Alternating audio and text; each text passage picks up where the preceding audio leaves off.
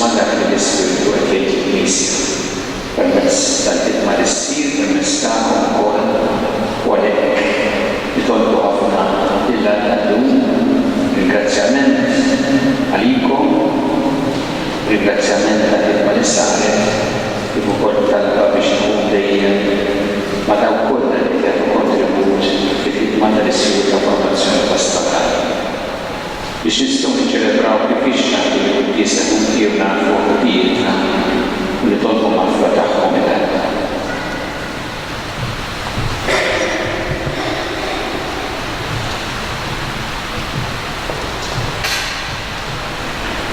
Nis'alna l-lista kollox fuq il-komuni li jiena ħafna ma jfissir bil-kliem, bil-għalin u bil-ħalli l-krim. Teatiri, għalhekk nitlob lill-Qadsa Marija Verġni lill-Anġli tal-Assistin kollha u lill-Mawludi biex idollu għalija u lejha tagħna. Iħenna lilna li jista' kollox jaffrinna d-dowitna u wassalna għal-ħajja ta' dejjem. Mulej ħniena, Kristu ħniena, mulej ħniena, nitolbu. Nitolbu mulej Alla tagħna nagħtina li dejjem ġabdu l-ferħ tar-rabta tagħna miegħek għax ilena sħiħu bla tmiem jinsab li dejjem nagħmlu lilek li minnek jiġina kull ġid. Irmik Ġesu Kristu Sina li għalna mi jgħixu s-santa flimkien ma' l-Ispiritu Santu għaddejjem ta' dejjem.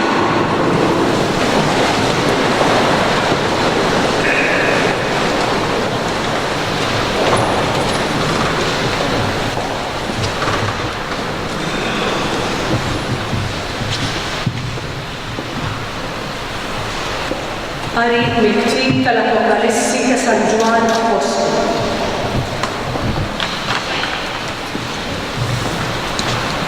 Jien Ġwanni smajt li l-mulejja jgħid lill-Anġlu tal-Knisja li hemm f'Sardi iktiblu hekk. Dan jgħidlek dak li għandu 7 spiriti ta' Alla u 7 kwiekeb. Jiena naf l-opri tiegħek. Inti għandek fama li inti ħaj, iżda inti mejt.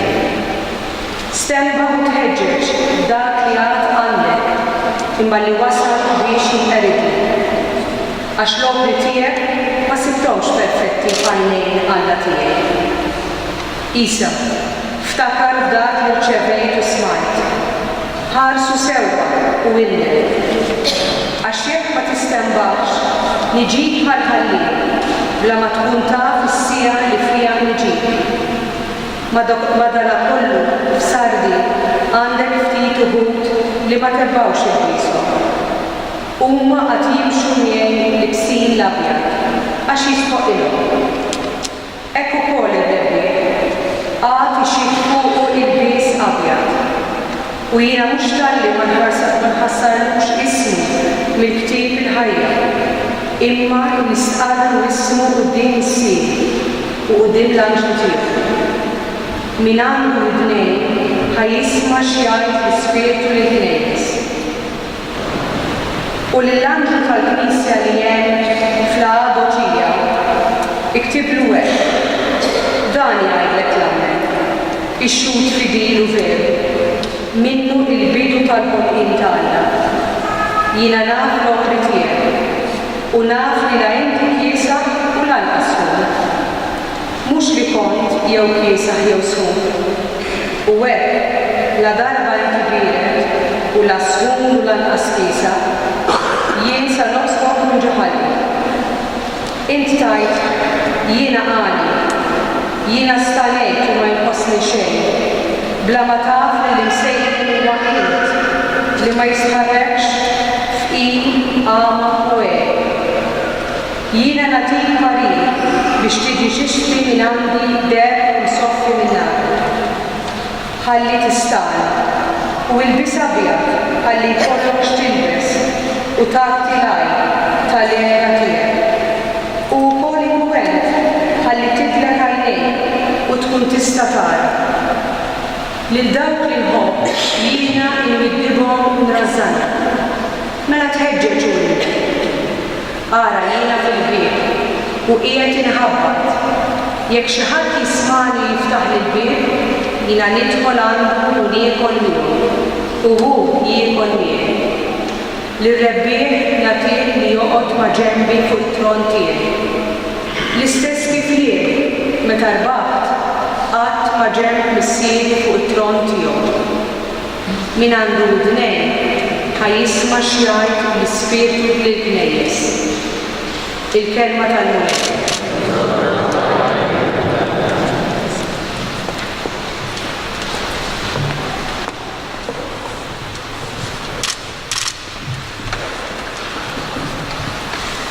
Nirrispondi flimkien.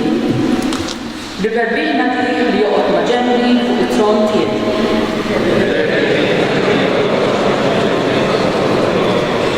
Min jiġi l-ħtija u jagħmel it-tajjeb, min jgħid is-sewwa f'qalbu, min ma jqassas bil-sieb.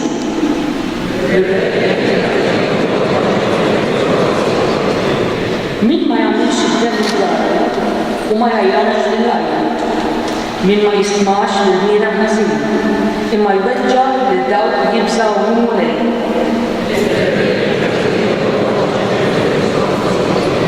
Min jisraq u ma jitlobx magħx u ma jixxaħħamx kontra minnu bl-ħtija, min jagħmel dar qatt ma jitħarrek.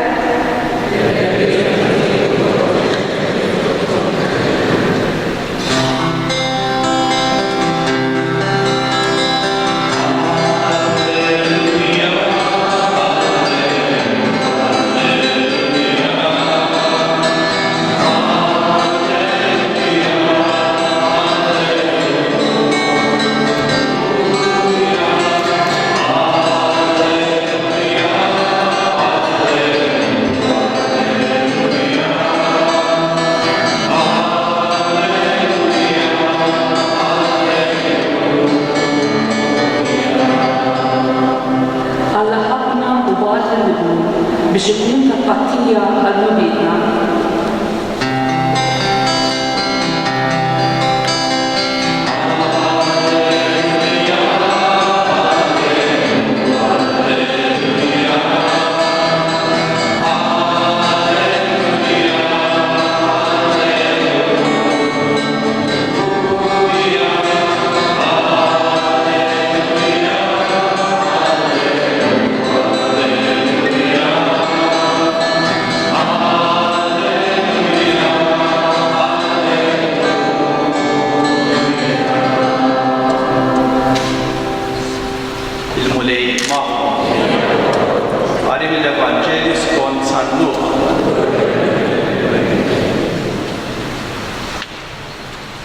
F'dak iż-żmien Ġesu daħal Ġeriko kien għaddej mit-triq.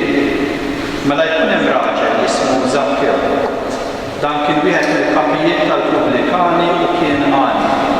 Kellu xewqa li jara min kien Ġesu. Imma ma setax minħabba l-koll. Billi kien raġel qasir. Għalhekk ma jiġbed quddiem u xxabbat ma' siġra tat-tin selvaġġ għax minn dik il-naħa kien se jgħaddi. Ġesu kif wasal hemm, ħares il fuq u qallu Zakkew, Isa, inżel minni, għax illum jeħtieġ li noqgħod għandek. Dak niżel dak terf ta' żmien u kollu ferħan laqgħu għandu.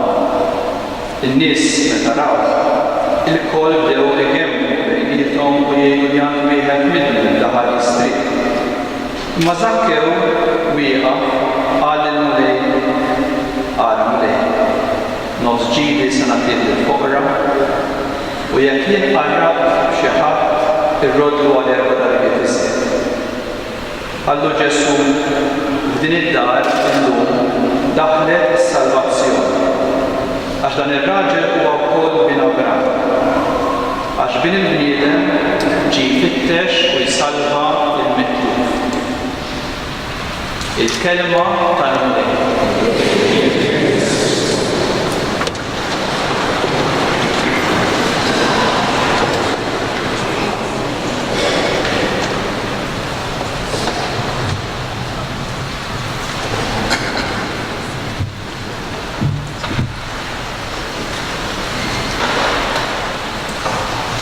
Stalin, saċerdot u teologu mir-Repubblika Ċeka li għabdif infostna Malta għal-ftuħ tal-Konferenza Internazzjonali tal-Fakultà ta' Teoloġija kif ukoll tad-dessert għandu ktieb jismu Patience with God, the story of Zacchaeus continuing in us.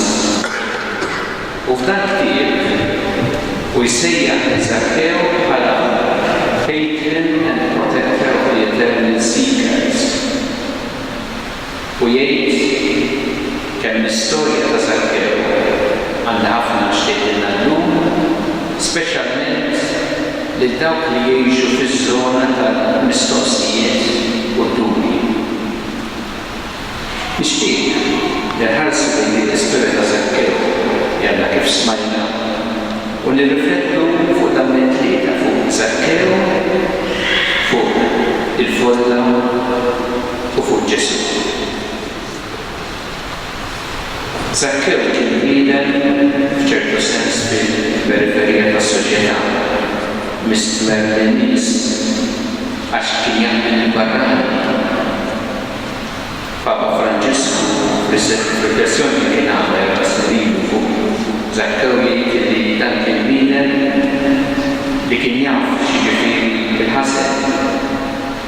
Imma x-xrara li kellu f'qalbu ġentu ifittex. Ma kienx bħal dawk li jissemmew fil-qari tal-Apokalissi u qari l-lum biret la Chiesa u l-Askum. Anzi kien determinat. Skont Papa Franġisku, din id-determinazzjoni li għara Ġesu ġalitu l-kol kol xi ftit redikol li jitla ma' siġra biex jaraw immekka biex jirnexxielu jara l-Ġesu. Zacchaew jurina kemm importanti li f'ħajjitna nfittxu frida soda lil dak li jista' jingħatalna. U nfittxu għalhekk lil Alla għal il-mistoqsijiet u d-dubji tal-ħajja. Ħanħarsu lejn il-folla li kienet miexja ma' Ġesu. Kien minħabba din il-folla li Zacchaew ma setax jara Ġesu. Għalhekk kienet ostaklu. U kellu jinqala minnha biex jara Ġesu. Ma kif naraw għal quddiem, il-folla kienet ukoll ostaklu għal Ġesu. Kienet ixxokkjata dak li għamel Ġesu u bdew jgħemmu bejniethom in-nies jiddiżapprovaw u jgħidu li għandu għed ta' l-isseħ. Turina din il-ġrajja li f'ħajjitna aħna irridu noqogħdu ħafna attenti mill-folla. Jiġifieri mhix jaħsbu l-oħrajn. Forsi x'jaħsbu wkoll il-parti kbira tan-nies kultant.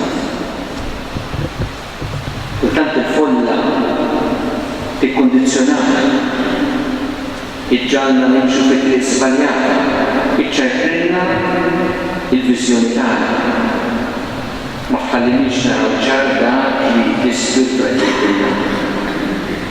U għalhekk kultant irridu ninqalgħu mill-folla biex naraw ċar. Ħafna s-suli ġismu li jiġi jfittex il-ħaġa l-mitlufa bħal-ma spjegat l-aħħar tar-rakkont tal-lum bil-bniedem ġie biex jfittex u jsalva l-mitluf. Waqt il-mixja tiegħu lejn Ġerusalemm li Ġesu jidħol fil-belt ta' Ġeriko li hija l-aħħar tarġa mill-vjaġġ li jiġbor fih tifsira tal-ħajja kollha tiegħu. Iddedikat għat-tfittxija s-salvazzjoni tal-ħaġa mitlufa bid-dar ta' Israel.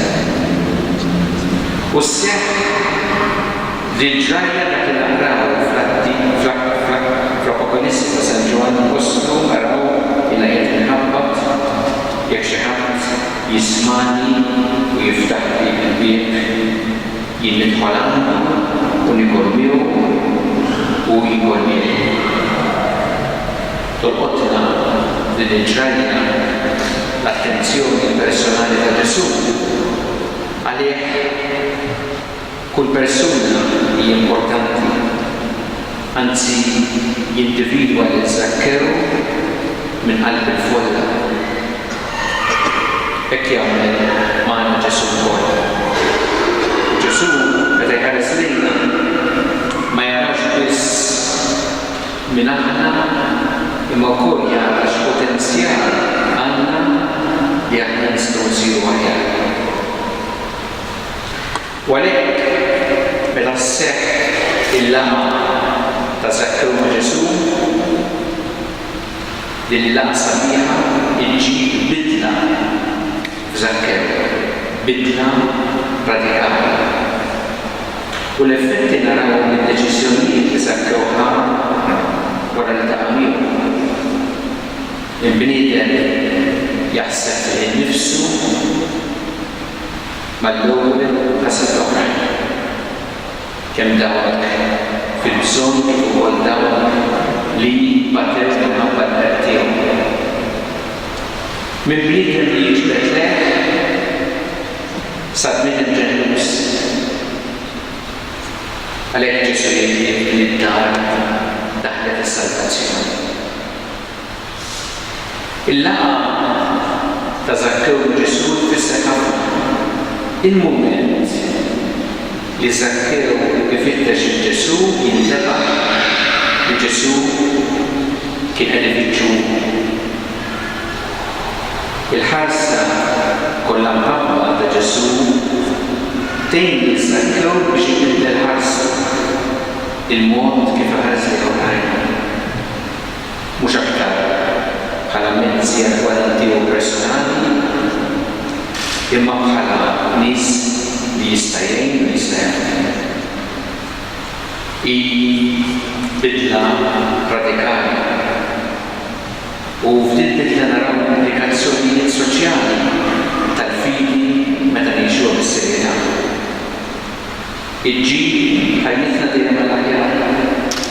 Iġġib bidla fina li biha ndawru aħna biex inkunu aktar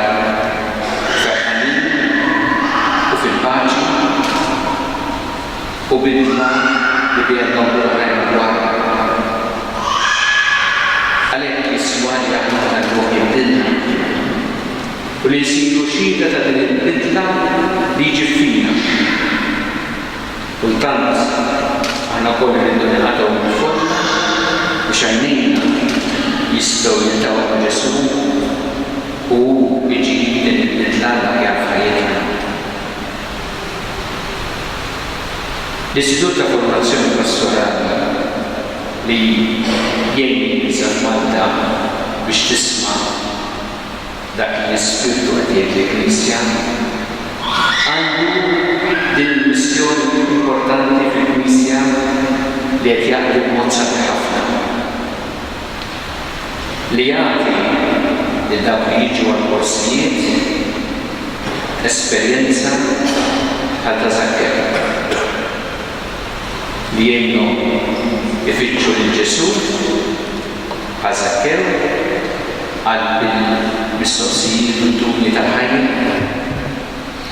li ħarġu lil Ġesu jiltaqa' magħhom u li din l-esperjenza tkun tfisser bidla li ġġib ħajja awtentika u ħajja li fiha jaħsibu ħafna aktar f'oħrajn, ħajja dedikata l-oħrajn. Jew nitolbu lill-Qudiesa xi jkun jibierek din il-ħidma li ssir l-Istitut ta' Formazzjoni Pastorali, nitolbu biex jibierek il-ħidma li saret speċjalment matul din is-sena wkoll minnkom minn dawk kollha li taw kontribut fl-Istitut u nitolbuh biex jgħin ħalli din il-ħidma kompletati ħafna frott.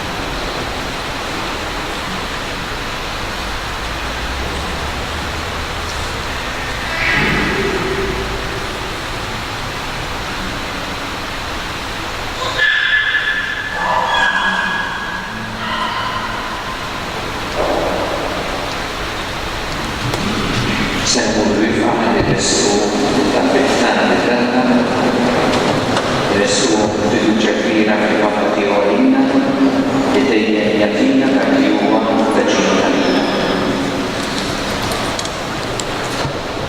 L-Isir Qaddis, kompli l-Knisja li f'Malta l-Ispirtu Qaddis tiegħek għamil il-kol mal-Mawdin nagħtu xhieda sabiħa għall-kelma tiegħek. Isma'na L-Isir Qaddis, kun magħna aħna u naħdmu f'isem Ġesu u f'isem il-Knisja tiegħek. Imlina b'leġġa u ġenerożità kbira biex iwasslu b'xarat tajba permezz tal-ħidma pastorali tagħna. Isma'na. Isir Qaddis, ejna l-koll nikbru fl-arfin tiegħek bħala s-sit tal-ħolqien u s-sit tal-istorja. Għamel qatt ma naqtaw milli nitolbu dejjem. Isma'na. Isir Qaddis, ejna narfu l-importanza tal-bini tal-komunità. Ejna nagħtu ħajjitna biex il-ħajja tal-komunjoni tiegħek fit-Trinità ngħixuha fil-familja u fil-parroċċi tagħna. Isma'na.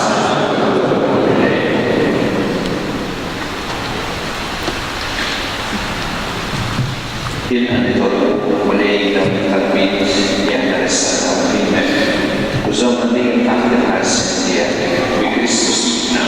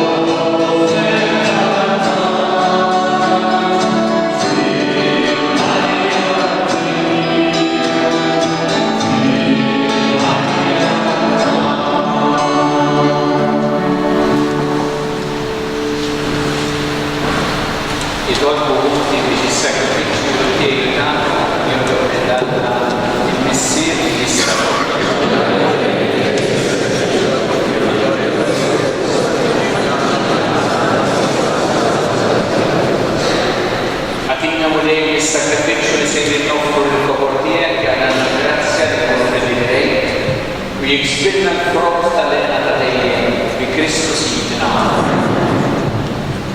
Il-mulej ma'kom, nerfu nafu, nissu ħajli mulej għal-tana,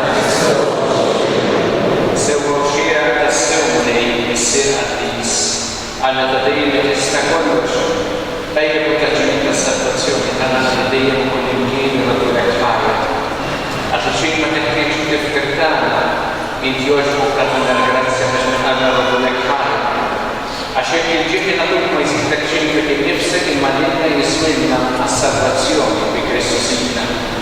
Għalhekk nissejħu maħtena tal-anġli u ferħ kbir faqru kuntent mulem. Qaddis.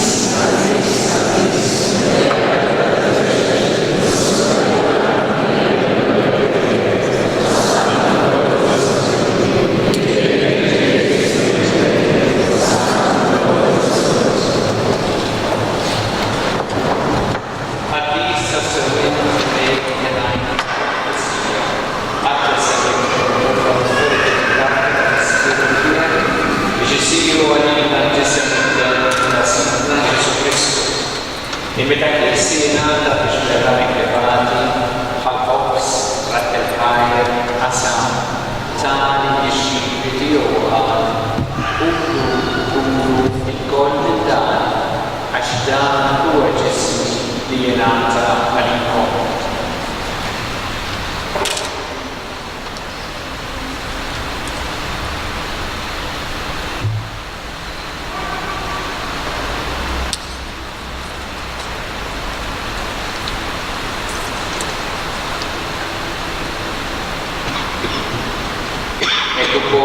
Wara li għal-kalċi reġarat il-majja, tani biex buddu u biexorku minnu l-kol, għax dan u għal-kalċi tal-emmi, tal-patti ġdidi, id-demmi xerret għalikom u għal-nedmi kolna għal-mafra tal-nubit, għamlu dan tifkiri għatijek.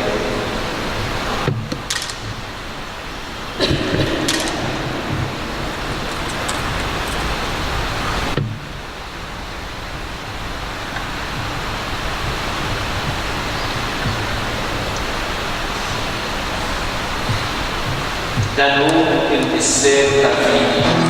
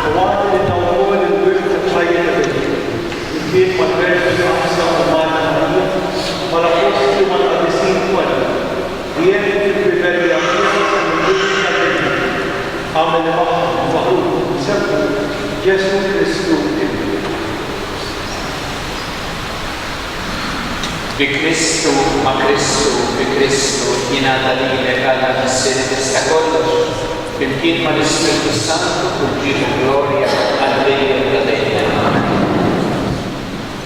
Jew flimkien nitolbu talba li għalek ta' Ġesu, li reġi nitolbu bħala ulied tal-istess missier tagħna.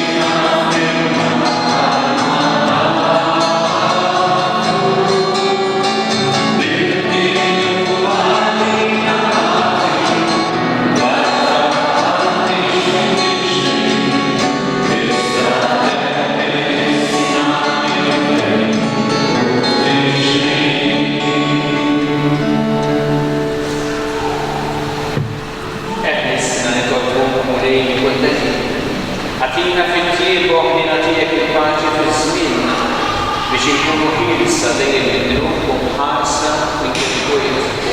Aħna nistennew lena u l-liġja tas-serva tagħna Ġesu Kristu.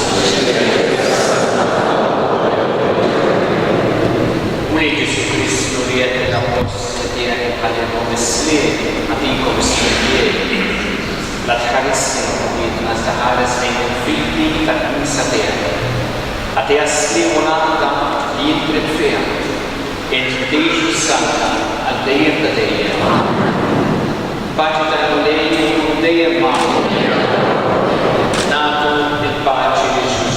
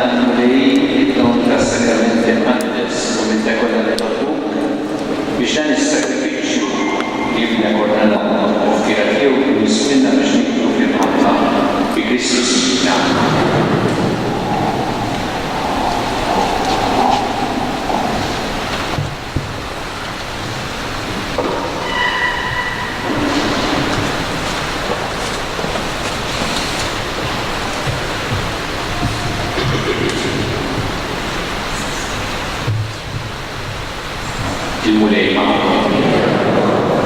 Iberikom Alla jista' kollox, missier u livell u l-Ispirtu Santu. Mmorru ngħixu fil-paċi ta' Kristu.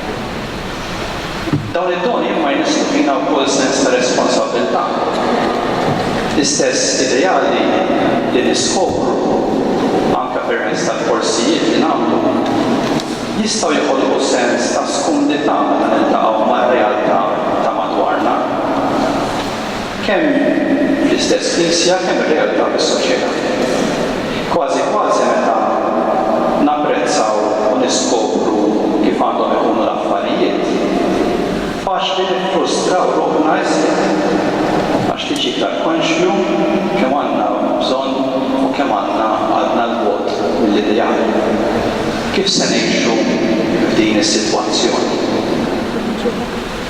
Meta tkun qed tirrakkonta storja t-tfal tarahom jiftħu għajnejhom sabiex jaraw x'ġej. Iħossu li ħajkun hemm xi imma, xi komplikazzjoni. U din tnisser fihom kurżità biex jaraw kif se tiżvolġi l-istorja. Jekk l-istorja ma tkunx hekk, jekk ikunu jafu mill-ewwel kif se tispiċċa, jitilfu l-interess.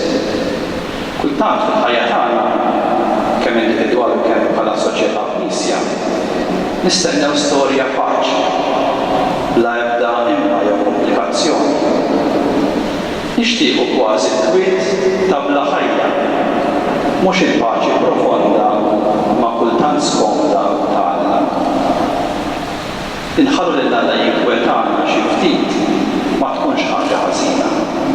Jekk xejn, l-istorja tiġi iktar interessanti. Iżda jien mhux biss qed nisma' l-istorja, iżda jien nimxi fiha.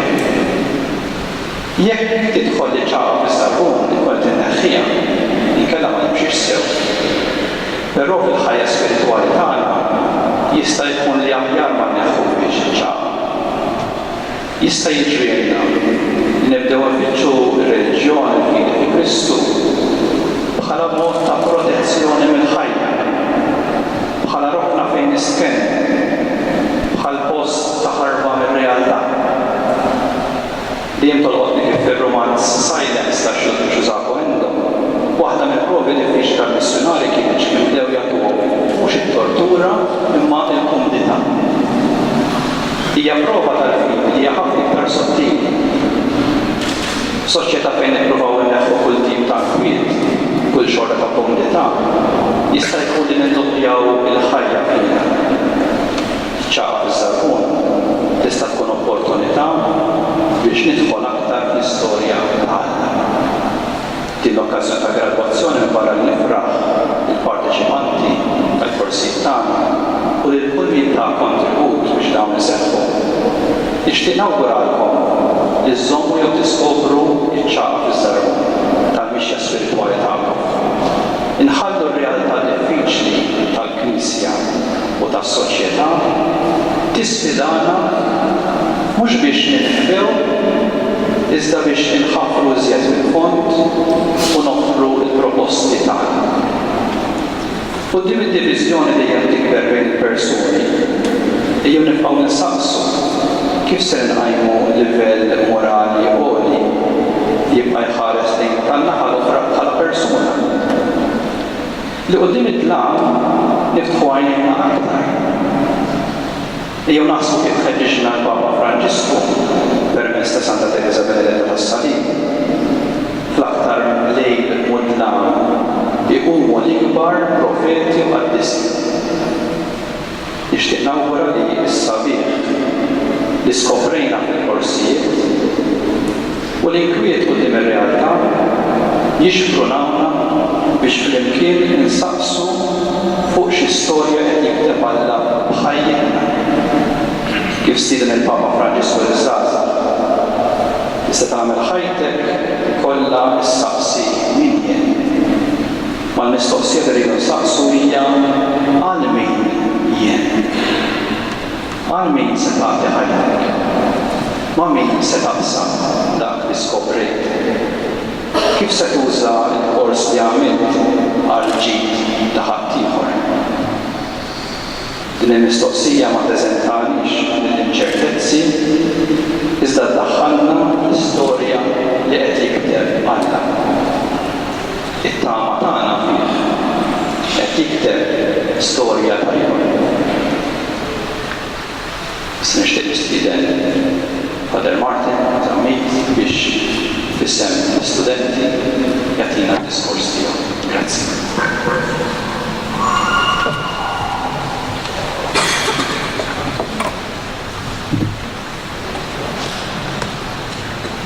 Eccellenza Reverendissima, Monsignor Joseph Kalliakollu, Sof Awżiljarju, Reverendu Father Jimmy, Pollice Direttur tal-Istitut tal-Formazzjoni Pastorali, Reverendi Sacerdoti, Signori Letturi, Sħabi l-Istudenti eżis mistednin.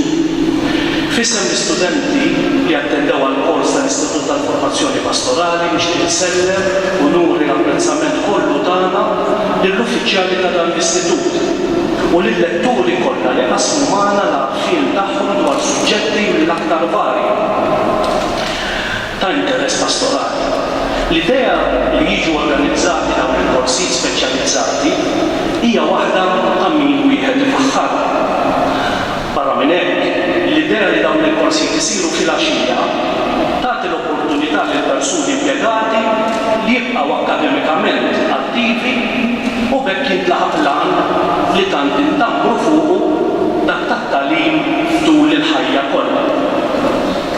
Personalment attendejt b'sodisfazzjon kbir il-kors dwar l-ekumeniżmu.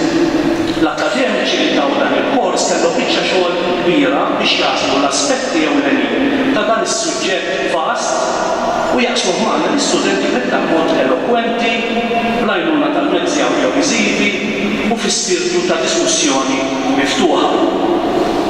Huwa fi fond pożittiv bħal dan li l-proċess tat-tagħlim ikun fl-aqwa tiegħu għaliex jagħti l-aktar frott lill-istudenti u l-akbar sodisfazzjon lir-letturi. L-istudenti bil-kors tal-ekumenizmu apprezzajna ħafna l-firxa kbira ta' temi li ġew ppreżentati matul is-sentejn tal-kors. Matul dan il-kors stajna napprezzaw il-varjetà kbira li teżisti fost l-insaqra f'dawk li huma knejjes u riti differenti. Sew dawk li huma faqda magħruma bħalma hija l-Knisja Griega Kattolika li nirrappreżenta kif ukoll il-knejjes ortodossi li għalissa għadhom mhumiex faqda mal-Knisja Rumana. Tajjeb nifakkar li l-Knisja Latina hija biss waħda minn 24 knisja li flimkien jagħmlu l-Knisja Kattolika. Dawn il-knejjes huma ta' 5 riti differenti. Jiġifieri dak Biżantin, Alessandrin, Antioki, Armen u Kaldew. Minkejja li dawn il-knisji għandhom il-ġerarkija partikolari tagħhom, madankollu jinsabu faqda sħiħa mal-Knisja Latina u jafu lil Papa bħala l-kap tal-Knisja Kattolika. Din il-varjetà ekklesjali hija l-aqwa xhieda tal-universalità tal-Knisja Kattolika. F'pajjiżna l-għarfien ekumeniku huwa kemm xejn nieqes. Fi żmien meta f'Malta għandna preżenza ta' nsara li ġejjin minn bosta tradizzjonijiet ortodossi u evanġeliċi differenti, tajjeb li wieħed ikun marraf dwar dan il-wirt nisrani daqshekk varju. Meta noqorbu lejn dawn ħutna fil-Kristu bih biberija u forsi nitolbu magħhom f'xi okkażjoni ta' tal, waqt pereżempju l-ġimgħa dedikata għall-għaqda fost l-insara f'Jannar ta' kull sena, inkunu aħna wkoll qed nagħtu l-kontribut tagħna żgħir kemm hu żgħir lejn it-tisħiħ tal-ideal ekumeniku. Matul dawn l-aħħar 50 sena, dan l-ideal għamel passi kbar, ikkaratterizzati bid-dialogi bilaterali bejn il-Knisja Kattolika u Knejjes oħra, kif ukoll bil-parteċipazzjoni f'servizzi liturġiċi u laqgħat oħra datati. F'dawn id-dialogi sekli sħaħ ta' firda, suspetti u saħansitra mill-beda bdew ħallu posthom għal rispett reċiproku u spiritu ta' ħbiberija kostruttiva. L-ekumenizmu huwa fuq quddiem tal-aġenda tal-Papa Franġisku. Ta' sikwit naraw li jiltaqa' ma' mexxejja spiritwali ġejjin minn tradizzjonijiet insara differenti. Huwa ta' sikwit impressjonana bil-ġesti umli tiegħu bħal meta, pereżempju fl-2014 baxxa rasu quddiem il-Patriarka Ekumeniku Bartolmew u talbu ibirru. Papa Pawlu VI, illum qaddis tal-Knisja Universali, ma kien xejn inqas minn Papa Franġisku f'dawk li huma ġesti ta' umiltà estrema. Ta' min wieħed ifakkar fis-16 ta' Diċembru tal-1975 il-Papa Pawlu kellu udjenza fil-Kappella Sistina mal-Metropolita Ortodoss Melliton, il-mibgħut tal-Patriarka Ekumeniku Dimitri. Il-Metropolita Ortodoss ħabbar lill-Papa Pawlu li kienet twaqqaf kummissjoni pan-Ortodossa sabiex tħejji għad-dialogu teoloġiku bejn il-Kattoliċi u l-Ortodossi u li l-Patriarkat Ekumeniku kien anki waqqaf kummissjoni sinodali sabiex issegwi dan id-dialogu. Meta l-Papa Pawlu sema din l-aħbar, baġeb kbir ta' kulħadd resaq lejn il-Metropolita Melliton, niżel għal-quddeħ qudiemu u bieslu saqajh. Il-Metropolita maħsud dan il-ġest estrem tal-Papa ipprovaw wkoll ibus saqajh Pawlu VI, iżda l-Papa ma ħallihx u l-Metropolita seta' biss ibuslu ilu. Huwa fi spiritu ta' umiltà u rispett reċiproku bħal dan li l-ideal ekumeniku jista' jimxi l quddiem. Sfortunatament, dan l-aħħar kien hemm żvilupp li aktar ifixkel, mhux ftit il-mixja ekumenika. L-intenzjoni tal-Patriarkat Ekumeniku ta' Kostantinopli li jagħti l-awtonomija lill-Knisja Ortodossa Ukrajna diġà kellha riperkussjonijiet serji ħafna fir-relazzjonijiet bejn il-Patriarkat Ekumeniku il-Patriarkat Ortodossu Russu ħabbar li mhux se jippermetti saċerdoti Ortodossi Russi li jikkonċelebraw ma' saċerdoti tal-Knisja ta' Kostantinopla. U l-fidili Ortodossi Russi huma mismuma milli jirċievu s-sakramenti minn knejjes li jaqgħu taħt il-Patriarkat Ekumeniku. Mhux biss, imma sar magħruf ukoll li l-Knisja Ortodossa Russa irtirat mill-Kummissjoni ta' Dialogu Teoloġiku Kattoliku Ortodoss minħabba l-preżenza fiha ta' rappreżentanti tal-Patriarkat ta' Kostantinopla. Għasniet bħal dawn ikomplu jżidu l-ġerħa fil-ġisem mistiku ta' Kristu. Huwa dmir tal-insara li jtolbu sabiex Alla l-Imbierek inebbaħ lil min għandu s-seta sabiex jaħdem għall-għala u mhux għall-firda. Jamma jisibu ħafna l-Papa Franġisku li dejjem ifakkarna f'għamla oħra ta' ekumenizmu li taqbad lill-insara. Dik tad-dem. L-edewwa tal-insara fit-tadija għad-diela tagħhom ma jiddistingwux bejn kattoliku, ortodossi jew kopt u għarhom bl-aktar mod brutali jaħssu l-ħajja ta' dawk li għalihom huma ħaġa waħda. Insara. Minkejja d-diffikultajiet kollha, hemm ħafna aktar x'jaqgħdu l-knejjes milli xi jifridhom. Biżżejjed wieħed isemmi t-twemmin komuni fit-Trinità Qaddisa, fil-persuna ta' Ġesu Kristu, veru Alla u veru bniedem, fil-Knisja mwaqfa minnu u f'magħmudija waħda. Spirtu ekumeniku ġenwin jara li jibni fuq dawn l-elementi komuni sabiex joħloq kundizzjoni tajbin għal-kollaborazzjoni f'inizjattivi komuni, fosthom dialogi teoloġiċi u okkażjonijiet ta' tal flimkien. Jiġifieri l-ekumenizmu spiritwali. Din il-ħidma minkejja li tidher li ddum ma tagħti l-frott mixtieq għandha l-potenzjal kollu li bir-rieda u l-ħidma tal-Ispiritu Santu u fi żmien li hu biss jaf meta il-ġisem mistiku ta' Kristu jerġa' jitwaħħad wara snin twal ta' tilwim u firda bejn l-aħwa nsara. Il-proġett ekumeniku mhux ħlief ir-rieda ta' Ġesu Kristu li arana ma'qudin, kif naqraw fil-kapitlu 17 tal-Evanġelju ta' San Ġwan. Dan il-ħsieb għandu jimlina b'ħafna kuraġġ sabiex tibqgħu nfittxu li nibnu l-pontijiet ma' nsara ta' tradizzjonijiet oħra. Minkejja li dawn mhux dejjem jifhmu l-għanijiet tagħna u ħafna drabi saħansitra għadhom iħarsu lejn l-ekumenizmu b'suspett kbir għaliex fih jaraw strument ta' proselitiżmu kattoliku xejn ma mbjattalna qalbna milli jkomplu nipperseveraw fl-isforzi ekumeniċi tagħna. Nagħlaq dawn il-kelmtejn billi nifraħ li kull min qed jiggradwa llejla kull wieħed waħda minnha matul iż-żmien li qattajna fil-korsijiet rispettivi tagħna kbirna fl-għarfien ta' oqsma differenti hekk meħtieġa fil-ħajja pastorali. Fisser l-istudenti inrodħaj lill-letturi kollha li b'dedikazzjoni kbira qasmu l-erf tagħhom magħna.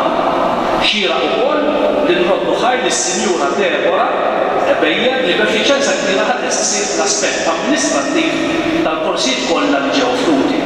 Jalla l-isforzi tagħna l-koll ikunu għall-glorja ta' Alla l-Imbierek. Amen.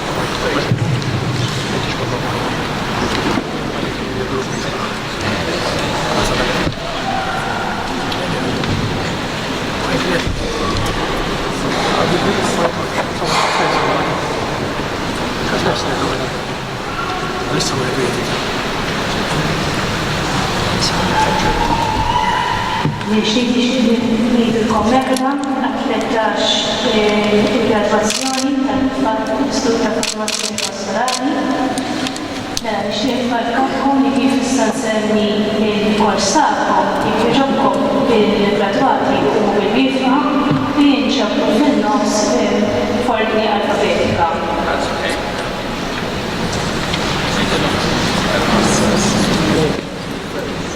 Mela l-ewwel kors ħajkun Give Human Experience of God and Prayer. Sfortunatament il-koordinatriċi Sister Mari Xtuna ma stax tkun magħna llum, ma Fader Jimmy Bonici, direttur tal-Istitut ta' Formazzjoni Pastorali, ħajati il-ċertifikati mela gradwati.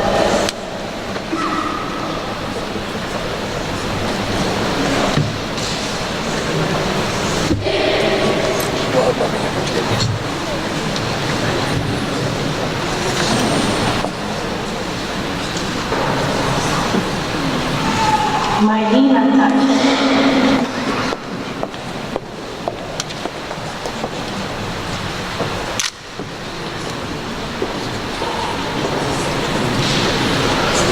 Diana Quirina, l'assenza.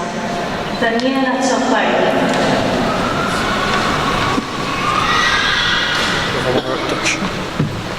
Graziella Budicic, in absenza. Marta Scalleia.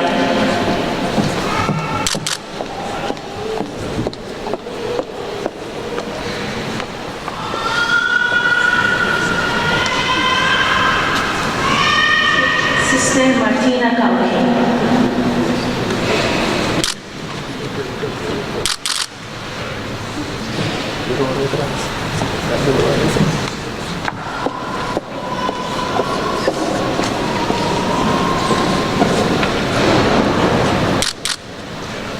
Sister Maria Cina.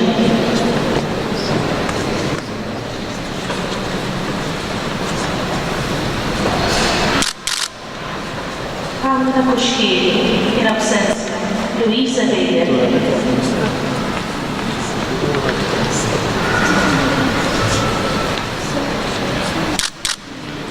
Giuseppe Farrugia.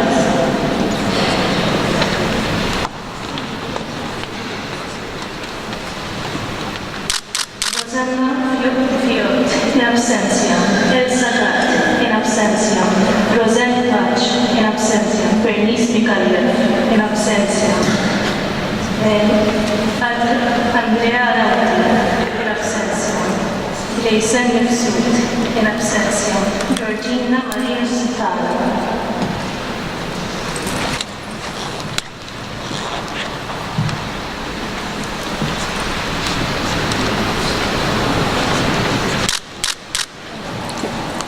Sister Bona Marie Schmendi.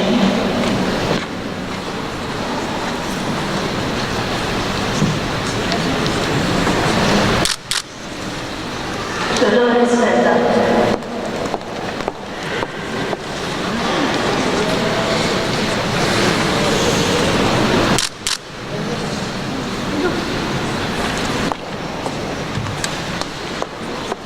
Issa nibdew il-module on the Franciscan Spirituality. Coordinator, Father Andrew Gardner.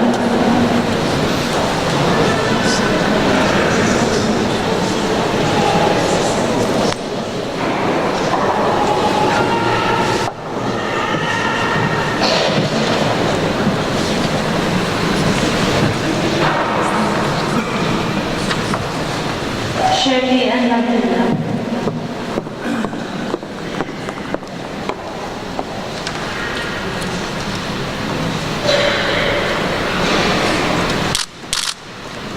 Maria Zoppardi.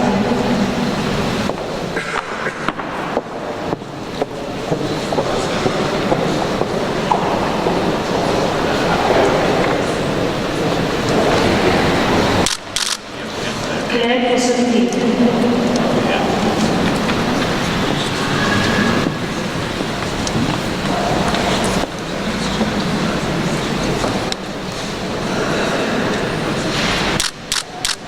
Ingrid Calleja Gerardo.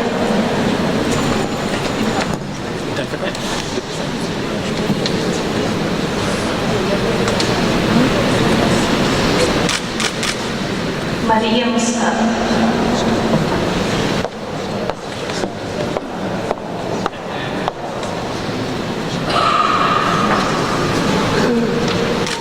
Mary Muscat, in absentia.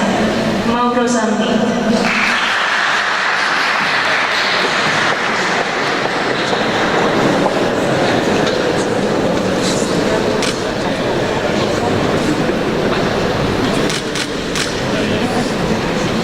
Teresa Mead.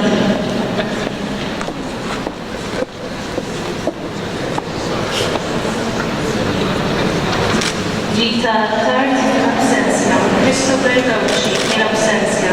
Brendan Magno, in absentia. Bernard Cikluna, in absentia. Mela il-kors Alessio Patro, koordinatur Father Jonathan Farrugia, sfortunatament ma setax ikun magħna, id-direttur Father Ġimmi Bonnici ħajja il-Zocco.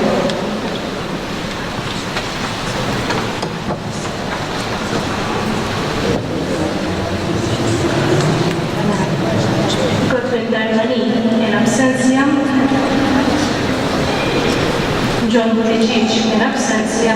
Michael Buttigieg, in absentia. Raysen Bifsud, in absentia. Francis Vella, in absentia.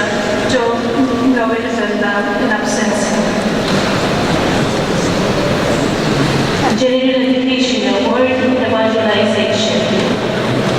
Coordinatrici Mariella Catania.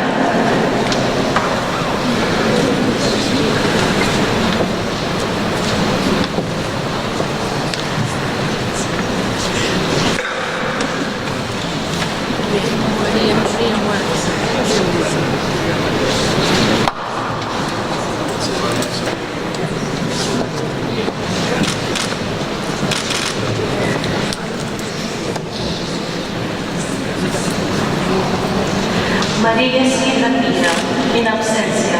Frank Wilson.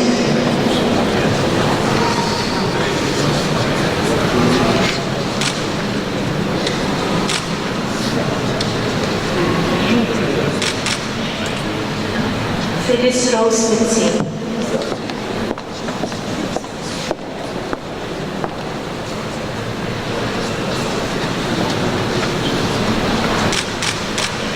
Joseph Muscat.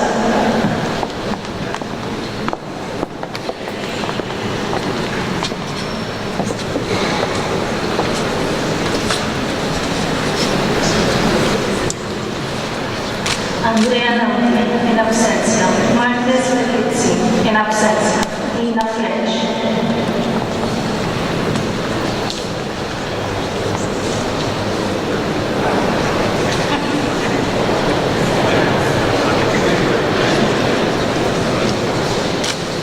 Carmelo Samuel, in absentia. Phyllis Samuel Smith.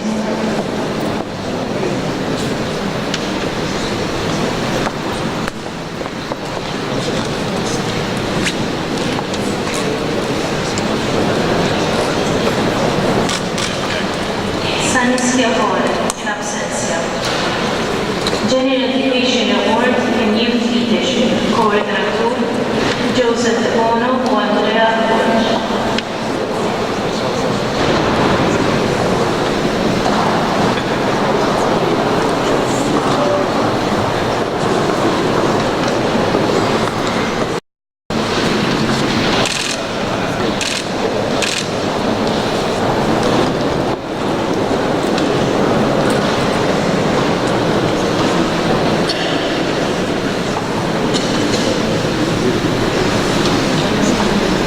Luke Bonanno,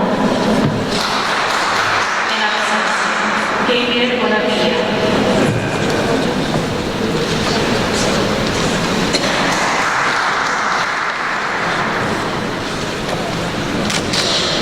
Nicole Griffon.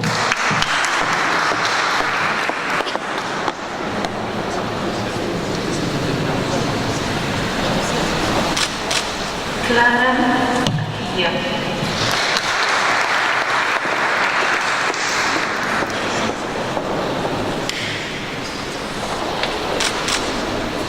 Mariette Sarapot.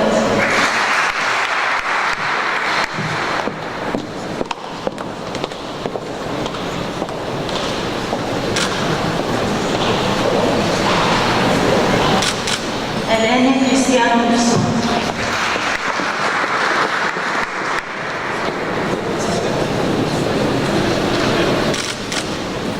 Maria Felice.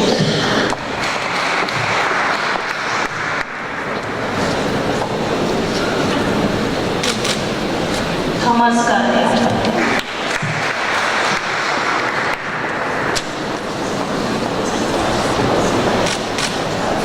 Roberta Mifsud.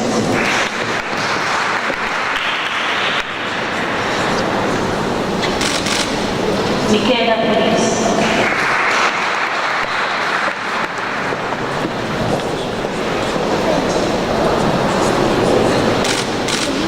Gianluca Scempi.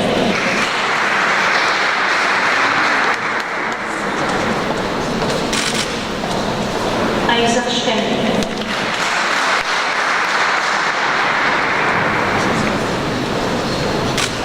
Matthew Schwede, in absentia. Marta Zammit.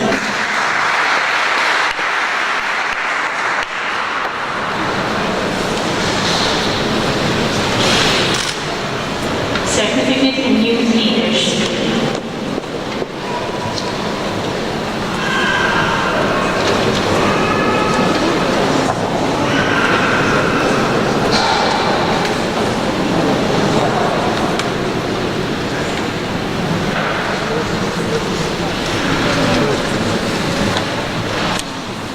Martina Zoppardi.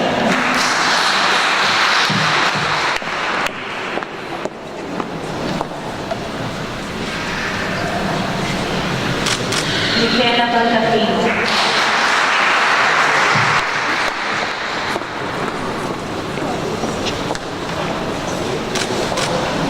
Kurt Wanichi.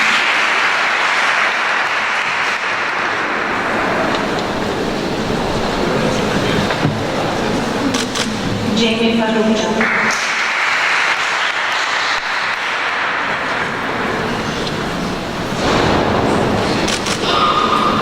Higher Education Award in Adolescent and Youth Ministry, Coordinatrice Sister Alexandra Kirchhoff.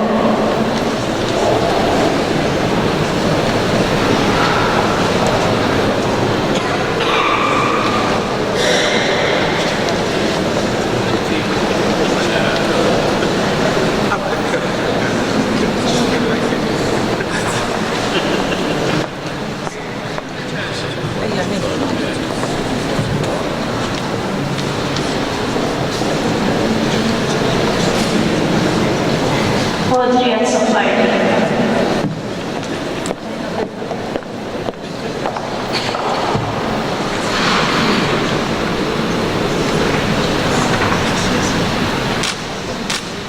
William Bonello.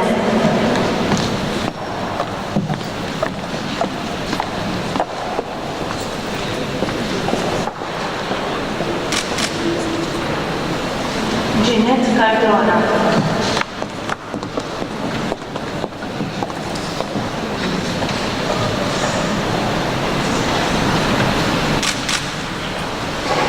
Caroline Catuti.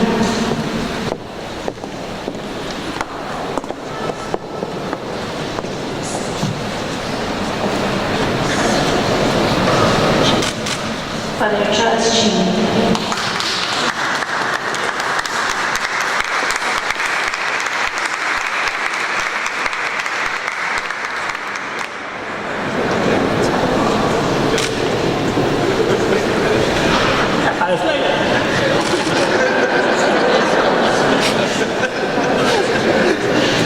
Melvin Mifsud.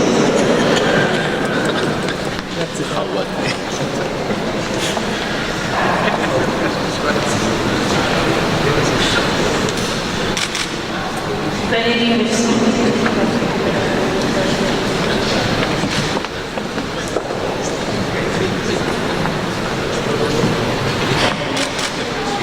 And Mary Satan.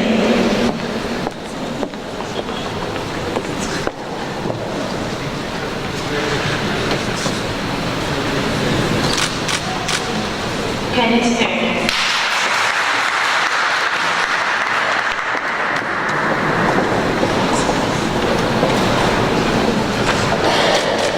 Mahmoud Al-Bakri, in absentia.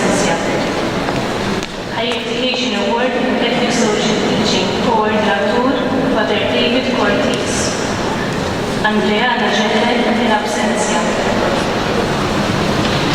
Higher Education Award Ecumenism, Coordinator Father Victor Shen.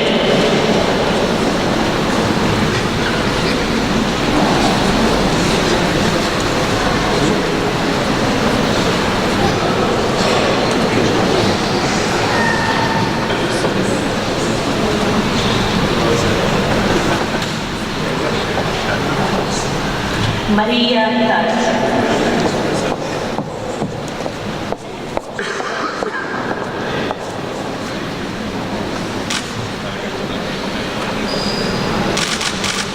Suzanne Farrugia.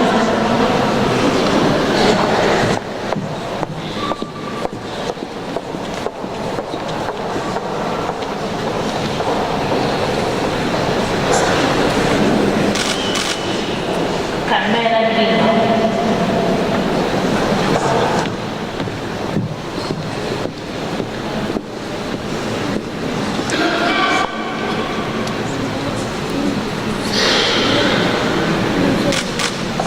Xavier Porter.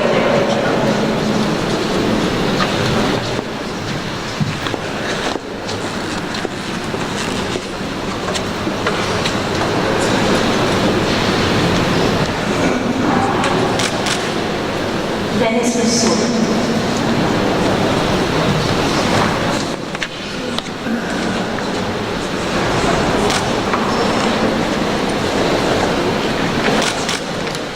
Father Martin Zahid.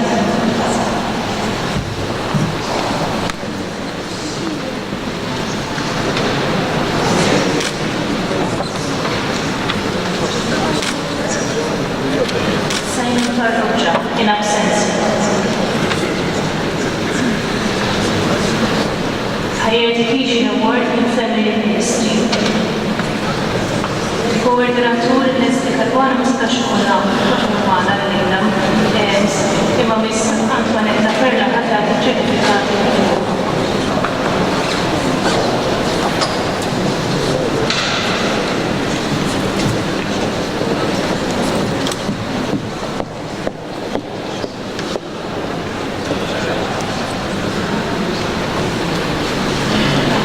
John Burch.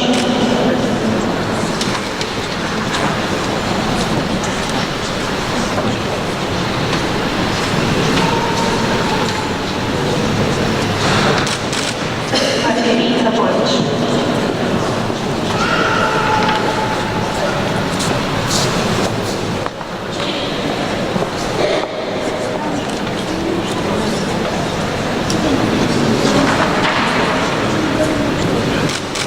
Hector Camilleri.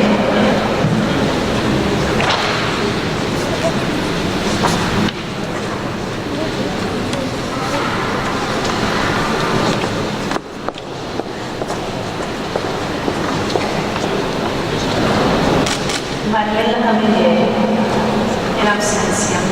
Fabian Kauki. Mariella Fabian Kauki in absentia. Mark Leboro in absentia. Edith De Battista.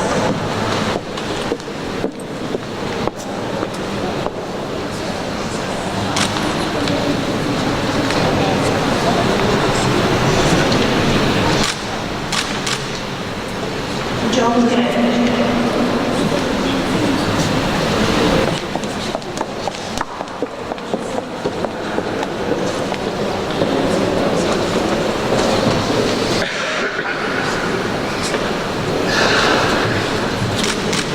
Jonathan Mercino, in absentia. Pauline Schwemke.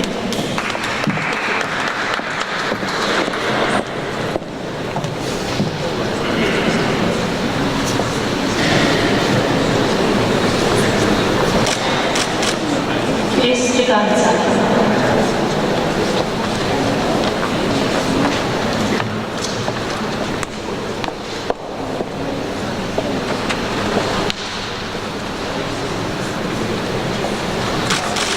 Rosette Giganza.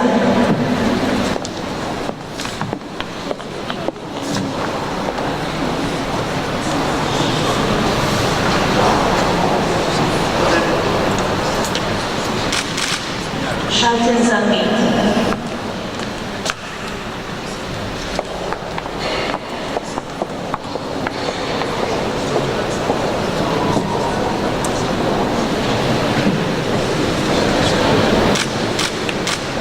Fiona Zammin Gauci.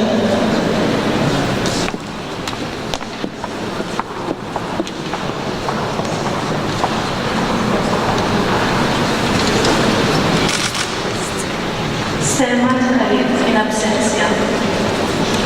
Higher Education Award in Liturgy. Governor Father Jesús Manicaro. Father Jesús Mastashkumana Lena, ismu ħajja, issemmi Father Jesús ħajja ċertifikat Father David Father Ġimani.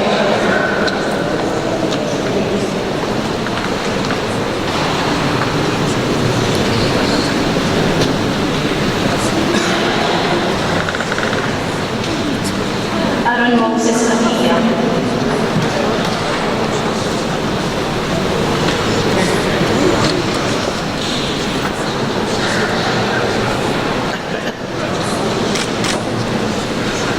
Mary Camilla.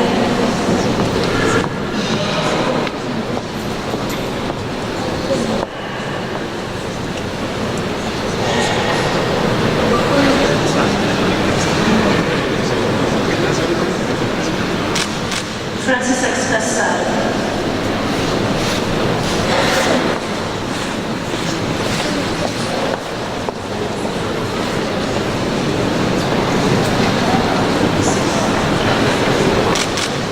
Fernando Ferro in absentia.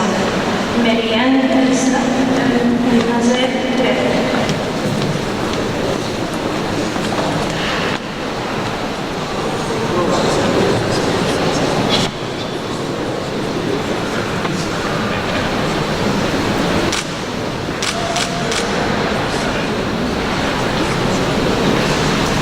Helen Sammo.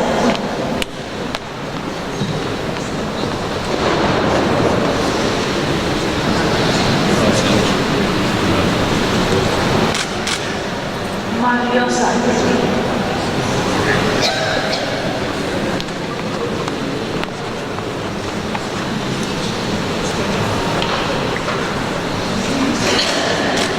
Luis Vela in absentia.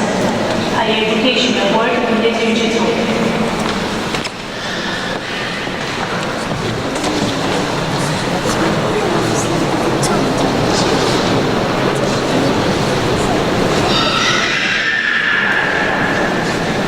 Nancy Conejo.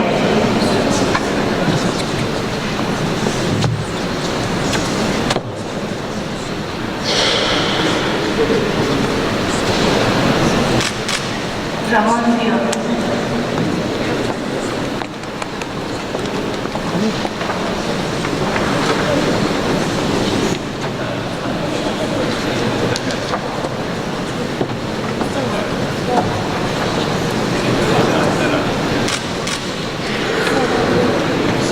Marie Grace Blair.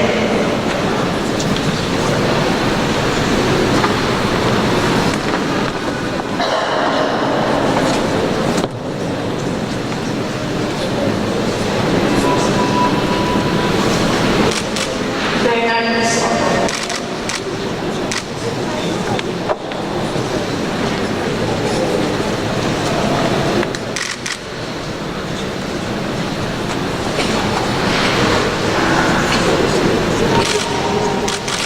Lorraine Mustafa.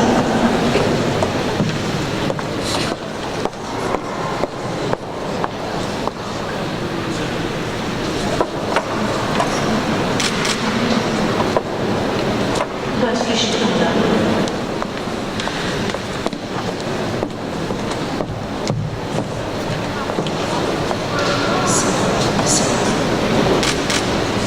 Isabel Shikunda.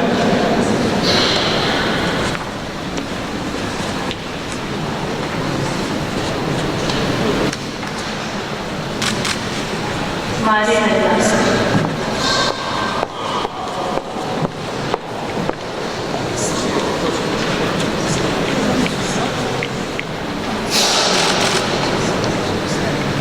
Sina Bella.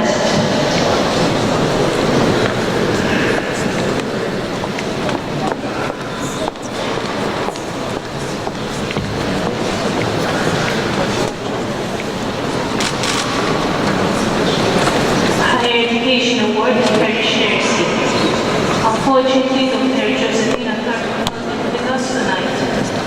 Year 5, Father Jimmy Bonici, will present certificates to graduates.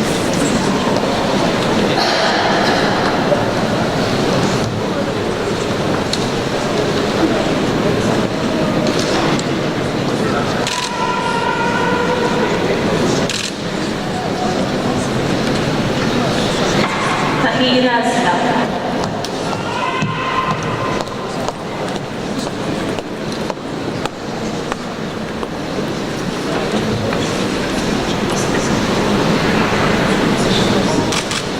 Jinsi Kejja in absenzja. Jinsi Joseph in absenzja. Jose Joseph.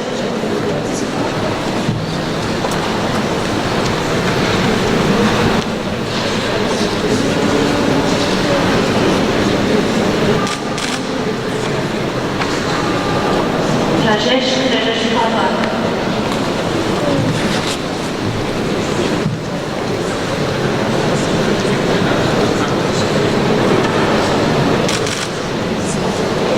Indo Kumar Sumara.